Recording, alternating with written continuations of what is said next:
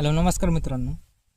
कापसाची आपली पहिली फवारणी आपण कोणती घेतली ती पाहणार आहोत.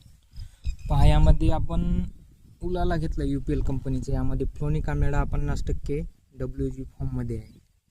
त्यानंतर कॉबेन घेतलेलं आहे सुपर 505.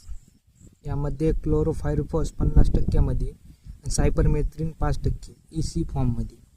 आणि त्यानंतर एक घेतलं आहे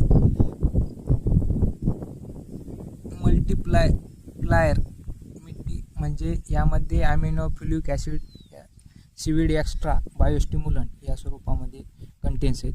या तिन्हीचा आपण स्प्रे घेतलेला आहे कापसावर. यामध्ये काय काम करणार आहे? उलाला हे मावेवर काम करणार आहे, मावा. त्यानंतर कॉबिन हे आळीवर काम करणार आहे.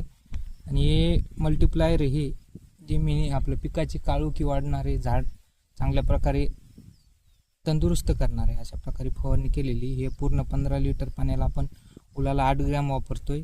कॉबिन हे कापसाला सध्या आळी कमी असल्यामुळे 10 ml वापरतोय. आणि मल्टिप्लायर हे 30 ते 35 ग्रॅम वापरतोय प्रति 15 लिटर पंप. धन्यवाद. ही फवारणी घेतल्यानंतर अशा प्रकारे रिझल्ट आलेला आहे कापसाचा. पाहू शकतात, कापसामध्ये काळोखी वाढलेली आहे, बेस्ट वाढ पण चांगली झालेली आहे आणि डेरेदार कापूस झालेला आहे.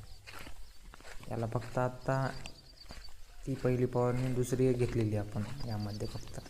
आणि खताचे डोस 2 झालेले आहेत फक्त. रेगाट्यासोबत तर तिसरा नाही, सॉरी, 2च डोस झालेले आहेत खताचे, रेगाट्याचा नाही. म्हणजे लागवड करताना बघा कापसाचे पान कशा प्रकारे जाडी वाढली, पानाची काळोखी वाढली. यामुळे कापसाची ग्रोथ चांगली झालेली आणि कीड पण राहिलेली नाही कोणती. धन्यवाद.